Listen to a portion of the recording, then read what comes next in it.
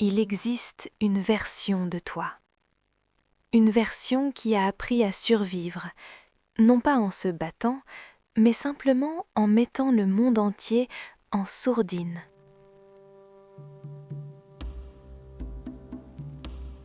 Il est 2 heures du matin. La lumière bleue de l'écran est la seule chose qui reste vivante dans ta chambre. Tu fais défiler le catalogue depuis 2 heures, peut-être 3. Le temps n'a plus vraiment d'importance à cette heure-ci. Tu finis par choisir une série, n'importe laquelle. Tu regardes.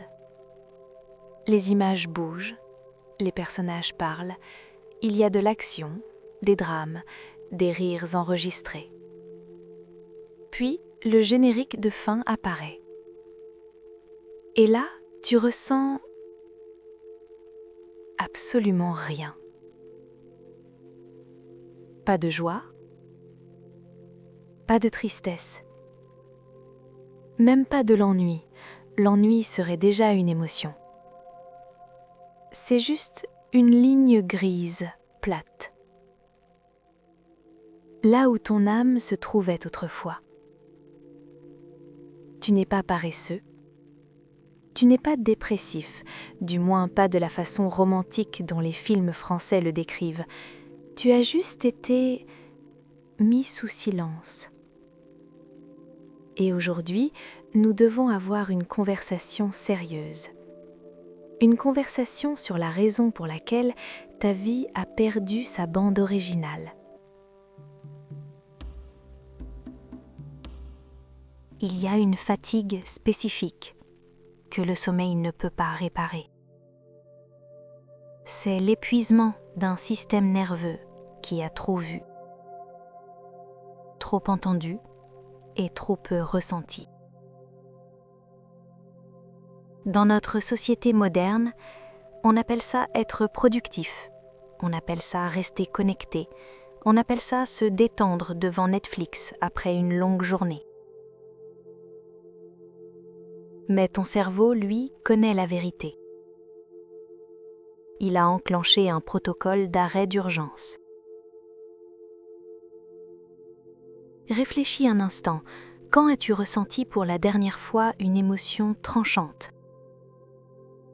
Un moment où ton cœur a réellement fait un bond dans ta poitrine, ou un moment où un morceau de musique, peut-être du Debussy ou de Daft Punk, a fait se hérisser les poils sur tes bras. Si tu dois fouiller dans ta mémoire pour trouver cet instant, alors tu vis dans le vide, the void. Le vide n'est pas vide, paradoxalement, il est encombré. Il est saturé de clips de 10 secondes sur TikTok, de notifications incessantes et d'images en résolution 4K de vie que tu ne mèneras jamais. Ton cerveau est un moteur de haute performance, mais même les meilleurs moteurs ont une soupape de sécurité. Quand la pression des entrées, input, devient trop forte, la soupape s'ouvre, les sentiments sortent, l'engourdissement entre. C'est ce que j'appelle la boucle Netflix. Tu te sens vide, alors tu cherches une histoire pour combler ce fossé. Mais l'histoire est numérique, elle est artificielle, elle est conçue par un algorithme pour te garder devant l'écran, pas pour te faire vidrer. Alors tu consommes, encore et à mesure que tu consommes, ta capacité à ressentir des choses réelles se rétrécit physiquement. C'est comme essayer de goûter une fraise des bois cueillie en forêt juste après avoir mangé un paquet entier de bonbons industriels ultra sucrés. La fraise est réelle, elle est subtile, mais pour ton système saturé, elle est invisible, elle n'a aucun goût. Aujourd'hui, tout devient invisible autour de toi.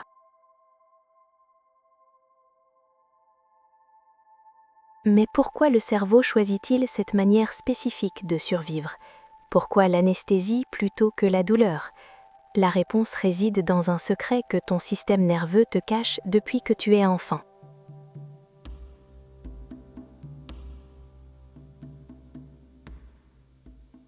Nous vivons dans un monde qui exige la visibilité.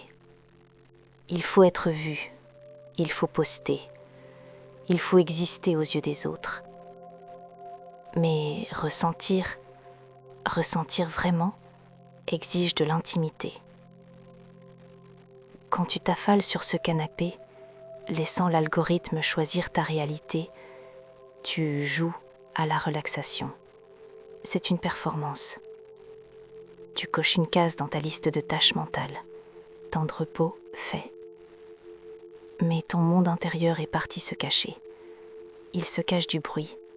Il se cache des listes top 10 des films à voir absolument. Il se cache de cette attente insupportable que chaque instant de ta vie doit être du contenu partageable. Quand tout est bruyant, plus rien n'est entendu. Quand chaque film est qualifié de chef-d'œuvre, aucun film n'est spécial. Nous avons optimisé notre monde pour la stimulation, mais nous avons sacrifié notre capacité de résonance. La résonance, c'est ce qui se passe quand un son frappe une corde et que la corde vibre en retour. C'est ça être humain, c'est vibrer en écho au monde. Mais tes cordes sont maintenant faites de plomb. Elles ne vibrent plus. Elles restent là, immobiles, lourdes, silencieuses, muettes.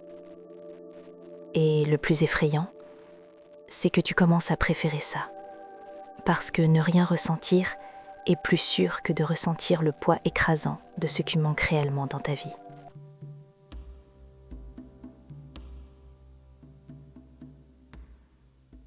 Pourquoi l'insensibilité ? Parce que la douleur est bruyante et ton cerveau est fatigué de crier. Dans le paysage moderne, nous sommes la génération la plus stimulée de l'histoire de l'humanité. Nous avons des choix infinis, des couleurs infinies, des sons infinis. Mais ton cerveau n'a pas été conçu pour l'infini. Il n'a pas évolué pour gérer l'abondance. Il a été conçu pour la survie, pour la rareté. Quand tu parcours Netflix pendant 1 heure sans rien choisir, ce n'est pas de l'indécision, ce n'est pas que tu es difficile, c'est ton système dopaminergique qui heurte un mur de béton. Tu as pressé l'éponge si fort pendant si longtemps qu'il ne reste plus une seule goutte de joie à donner. Le terme technique est l'anédonie, mais cela sonne trop comme une maladie clinique. Pour toi, cela ressemble plus à une vitre embuée entre toi et le reste du monde. Tu vois des gens rire à l'écran, tu vois tes amis poster sur Instagram leur meilleure vie, leur voyage à Biarritz ou leur soirée parisienne. Tu sais, intellectuellement, que tu devrais ressentir quelque chose, de l'envie, de la joie. Mais le signal est coupé. Pourquoi ? Parce que le vide Netflix est un refuge, une planque. Si tu ne ressens pas les hauts sommets de la joie, tu n'as pas à ressentir les vallées profondes de la déception. L'insensibilité est l'armure ultime. C'est une retraite stratégique. Si le monde est une tempête, tu as décidé de vivre dans un sous-sol où les fenêtres sont condamnées. C'est calme en bas.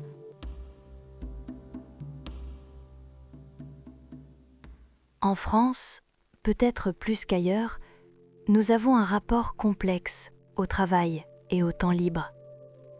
Le fameux métro boulot dodo n'est plus seulement une routine, c'est devenu une prison mentale. Nous passons nos journées à naviguer dans la politique de bureau, les réunions interminables, le présentéisme. On nous traite comme des statistiques. Puis nous rentrons chez nous et nous passons 4 heures à être traités comme des points de données par un algorithme américain. Clic. Défilé. Épisode suivant. Ignorer l'intro. Nous sommes en train de zapper notre propre vie. Nous faisons avance rapide à travers les moments de silence, parce qu'on nous a appris à les craindre. Parce que dans le silence, l'anesthésie commence à se dissiper. Et ça gratte. Dans le silence, tu réalises que la série que tu regardes n'est pas réellement bonne, elle est juste là. Tu l'utilises juste pour garder la lumière allumée dans ta tête, pour ne pas avoir à t'asseoir dans le noir, avec toi-même.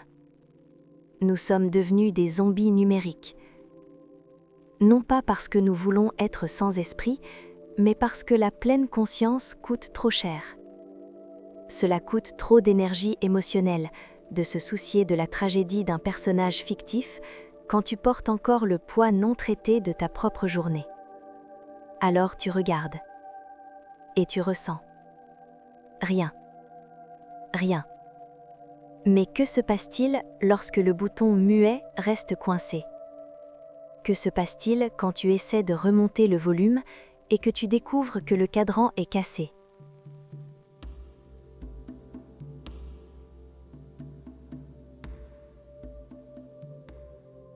Soyons honnêtes. Ne rien ressentir est parfois un soulagement, une bénédiction déguisée. C'est une pause dans cette culture de l'indignation permanente. C'est une façon de dire non à un monde qui exige ton opinion sur tout, ton attention sur tout et ta colère sur tout. Ton cerveau a choisi le vide parce que c'était le seul endroit où il pouvait trouver un moment de paix, même si cette paix ressemble à un désert aride. Le problème n'est pas que tu es cassé, le problème est que tu es surprotégé. Ton système immunitaire émotionnel a surréagi. Il a identifié toutes les émotions comme des menaces potentielles, la joie comme la tristesse. Alors il t'a mis en quarantaine, il t'a enfermé dans la bibliothèque de ton esprit, mais tous les livres sont blancs. Tu regardes le monde se dérouler à travers une épaisse couche de film plastique. Tu peux le voir, tu peux le toucher, mais tu ne peux pas le goûter, tu ne peux pas sentir sa texture. Et plus tu restes ici, plus il est difficile de se rappeler à quoi ressemblait le monde quand le son était activé.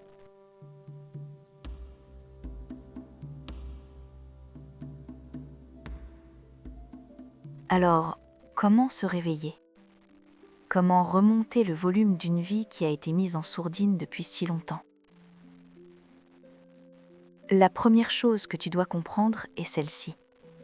La première émotion que tu ressentiras en quittant le vide, ce n'est pas la joie, ce n'est pas l'euphorie, c'est le deuil. Le deuil. Tu sentiras le poids des mois que tu as perdus, le poids des relations que tu as laissées dériver, le poids de la personne que tu aurais pu être pendant que tu étais occupé à regarder l'histoire de quelqu'un d'autre. Et c'est exactement pour ça que la plupart des gens restent dans le vide.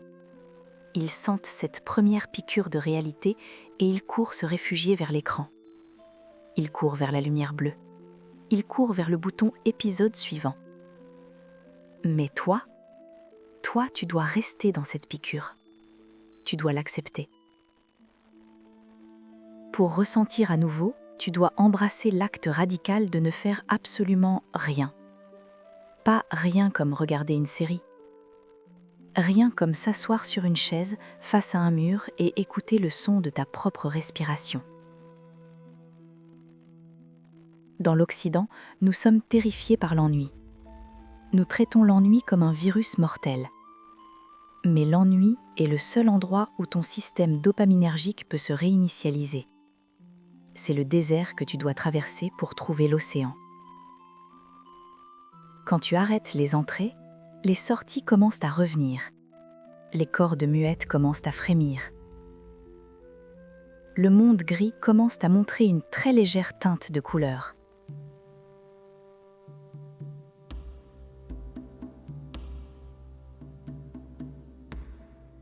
Ne cherche pas le bonheur. Le bonheur est un concept marketing. Cherche la sensation. Sens la texture de l'eau quand tu te laves les mains. Est-elle froide? Est-elle douce? Écoute la tonalité spécifique des oiseaux dans ton quartier ou le bruit lointain de la circulation. Mange un repas sans écran devant toi et goûte réellement le sel, la chaleur, l'amertume. Ce sont les signaux de bas niveau que ton cerveau ignorait. Quand tu prouves à ton système nerveux que tu prêtes attention aux petites choses, il te donnera lentement accès aux grandes choses. C'est un processus lent. Tu ne peux pas hacker ta sortie de l'insensibilité. Il n'y a pas de raccourci. Tu ne peux pas optimiser ton retour vers ton âme. Tu dois attendre. Tu dois être patient avec la version de toi qui se cache encore dans le noir. Tu dois dire à cette version « c'est bon ». La tempête est passée. Tu peux sortir maintenant.